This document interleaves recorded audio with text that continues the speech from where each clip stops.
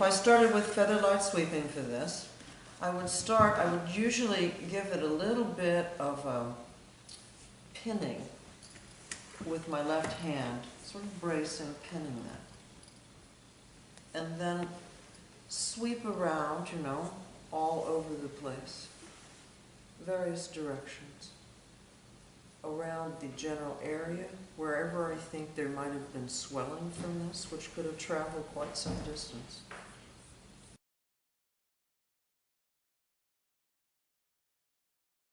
Scraping because this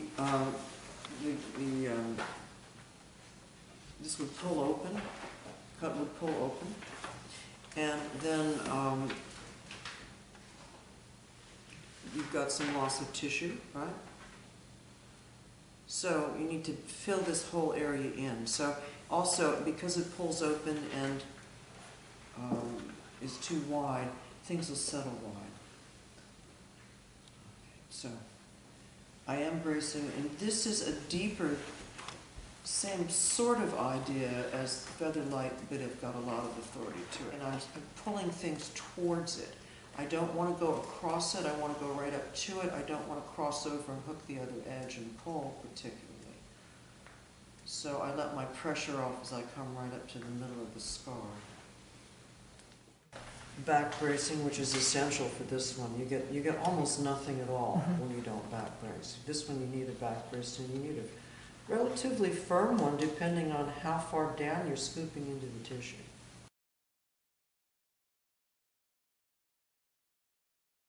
Sort of a sequential hooking at the same sort of tissue. So I think you kind of gather more of whatever it is that fills in things with this motion than you do with just simple scraping. So it's also got the sort of sweeping aspect as well, of sweeping things towards things. But you're sweeping stuff towards the hole, into the hole, so to speak. So if you have a hole, a divot, this is what you use to go the fastest, the farthest that I've found so far.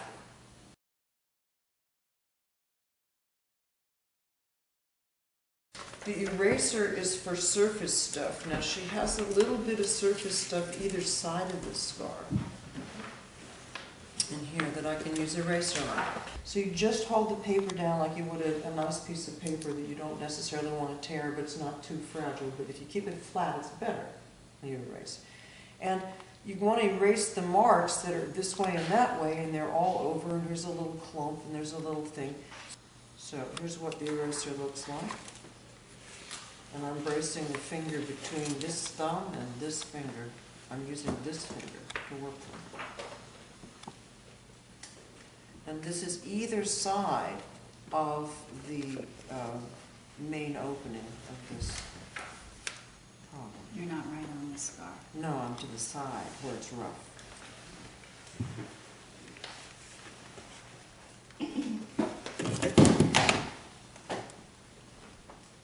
But it kind of looks like I'm holding an art eraser.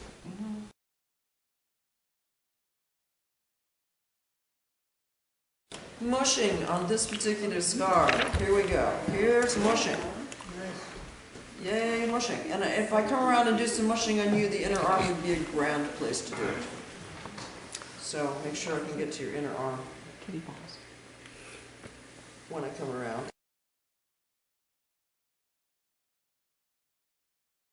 This is a great one for matching layers, okay? Matching layers, you got either side of that, and I want to get at least to the bottom of the incision cut disaster.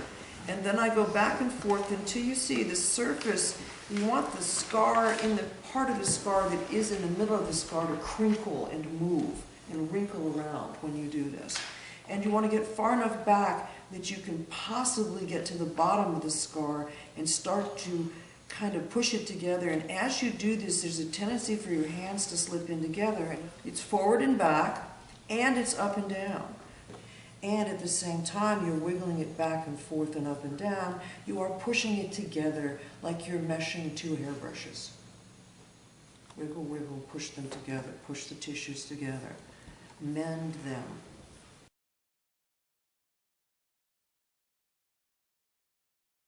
my hand is loose, okay? My fingers are loose, and there's a slight, usually a plopping sound, which is different than a slap, okay? A plopping sound. I'm dropping the weight of my hand, and I'm waiting for the wave that generates from the contact to go to the end and bounce to the end of its reverberation. Before I go, I don't do this. And then I'm kind of, sort of randomly going around all over the place. As I do this, the contact that I make with the same effort and the same amount of weight dropping takes me eventually back to feeling the sounds.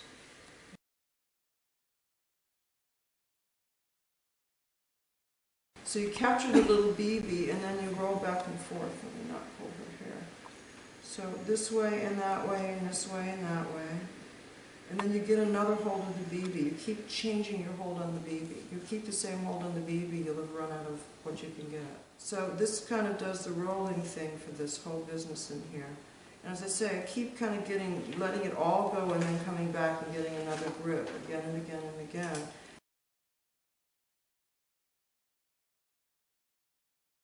Cartilage work is on the actual hard part of the ear or nose or something like that. And I usually try to fit my finger in around the thing rather than, you know, distorting the ear. I sort of find my way into a curl, for example, this way, come up and over so I can work the ear curl this way. Or I'll go down into a hollow and then I'll flat finger both sides so that I get whatever crack it is between my fingers. And then very slowly, very slowly, I do this.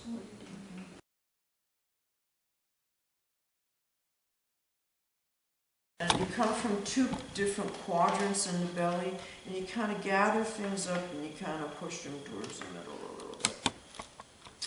And then you come from another different quadrants, usually not straight up and down, but diagonals, all sorts, and then push and gather and press things to the middle. And then gather another handful of this poor overexpanded stuff and push it in back where it belongs into the middle.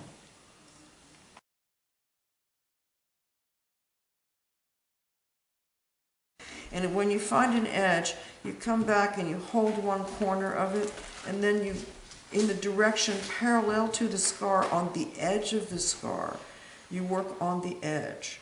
Now I can come all the way down, sort of like this way with one pin, but you've got more control if you move your pin as you come down. Move your pinning hand, your brace, this finger. You move it along with you so that you can go like that. Sometimes if it's a really robust, big, obvious edge that's, you know, pencil lead size, and sometimes they're that big, you can hold it at one end and just go all the way down. It's easier to take it in shorter pieces.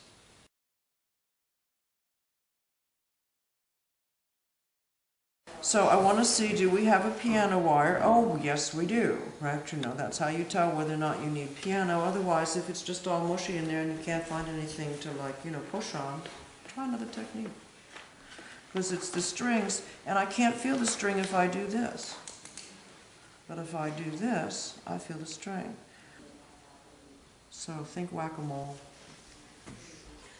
Arcade game. So piano, okay? That's piano, playing piano on scars.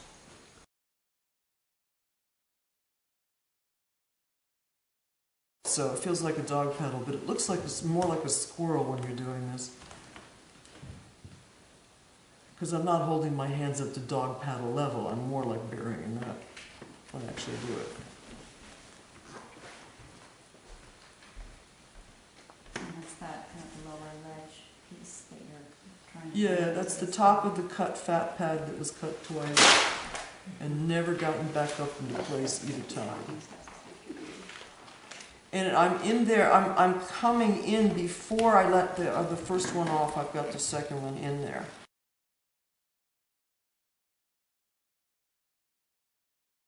Let's see, I can use my thumb to do some very mild, this is almost like zigzag sewing machine, in fact probably is, across the scar. because it's kind of pulled wide. This is parallel to the striations that are in the middle of the scar, and it's light. It's very light.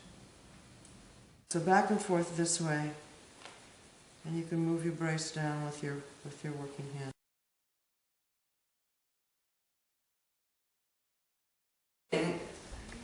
If I wanted to put these plates back together, okay, I could pin the plates down to the depth of this cut, which is nothing, okay? And then I can take the thing down and I can drag it in one direction to the end of where the tissue naturally, easily lets me pull it to stretch, to the end of the stretch, the comfortable stretch, okay? And then I could take the other side of it down and I could drag it the other way. So you're going down into the body and then sideways. You're going down to the layer you want to change and taking the entire sheet of tissue with you sideways, down sideways. It's good for the pubic bone, for the fat pad dropping after a C-section. We have lots and lots of C-sections.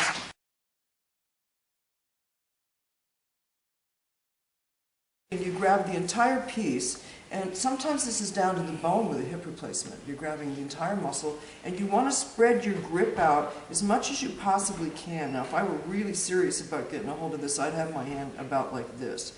Because see, my thumb fits in there, this fits over here, I can spread my fingers out, and she's got good firm muscle, I can get a good grip from way out there. I don't have to, like, you know, flatten it out and because it's punky. I can really grip because it's a muscle.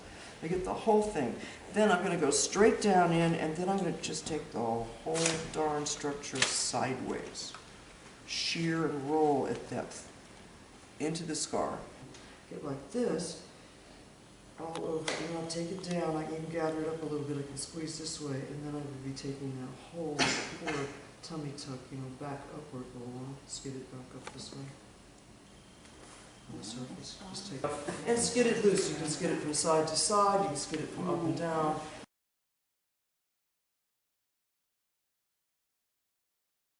So if you had one of these great big long incisions, okay, what twist and flip is if one side of the tissue is curled under and there's a big kind of lumpy ridge that comes under, then it dives on that side. And the other side's kind of straight and doesn't have a lot of distortion in the edge. So there's one side that's kind of sticking up and then it kind of dives in. It's kind of like, you know, disappears in there. That's the edge you go for that's turned under that you want to flip up because it's down here and you want to just break its little adhesion at the bottom of its hole so it can come loose and come up and be level with the other side. So I follow down this way, I follow the incision down this way, and when I get to the bottom of where I think that cut is anchored, I'll flip my hand over this way. I'm coming off and I'm turning at the same time, trying to get a little bit of a motion that makes that thing come up. I can do it with one finger. And so double flip is this, followed by twist up this way. Follow along with it.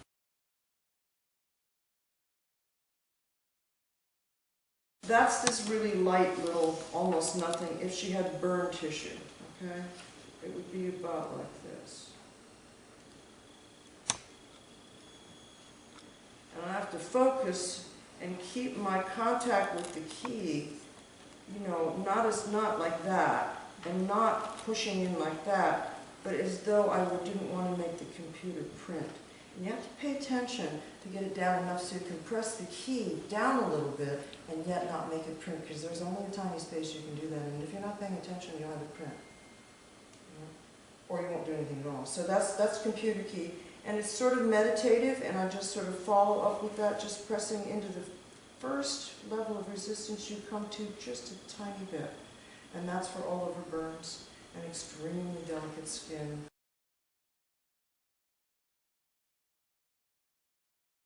And then down the rabbit hole is for drains and for laparoscopy down the belly button primarily. And then any kind of larger of the circular arthroscopic or keyhole surgery things that they do. So if she had some, in here you would go in the belly, you would find an area where you could feel a scar, and then you kind of move your finger, and Jan likes to close her eyes to do it. And she says it feels like you're going down and down and down, and it feels after a while like you're in it up past your wrist, is what she says. So that's a very interesting thing. But you follow around in the damage and keep changing direction, and the thing kind of melts itself up, and you just keep looking for trouble and keep going that way. And then, when you're finished, it'll sort of give you a little shove out. You can't find anything more, and it'll kind of expel you out of there.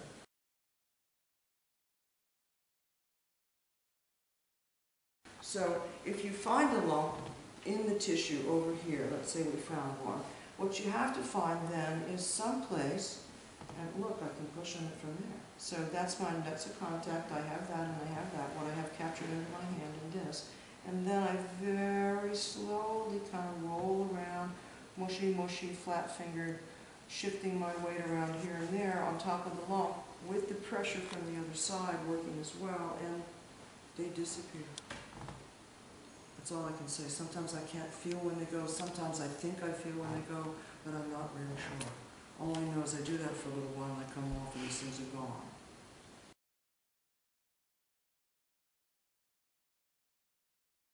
So if the linea alba is the inchworm, and you find these things by pushing, and then you push around in there, you push down the two ends just like finding a piano wire, and you pop up the cord and you can feel if it's big or if it's a little piano wire. Piano wire requires piano, but an inchworm is a big, thick thing. So what I do with it is I'm going to go one way or the other. I'm going to go up this way. I'll pin it down with one hand, and then I'll come right behind the pin and give it a little bit of a push. Pin, push, pin, push, pin, push, pin, push, pin, push. Like that, all the way up. And then when I get to the top of the thing, I'll go backwards. Now if I want to speed it up, it looks like this. Which looks more like an inchworm. Going along quickly. What you can do is you can take it and you can kind of wiggle it back and forth, making kind of a curvy line out of it, which also loosens up fibers that don't necessarily respond when you're pushing straight down on it. So you loosen it up this way a little bit, and then you can go back to inchworm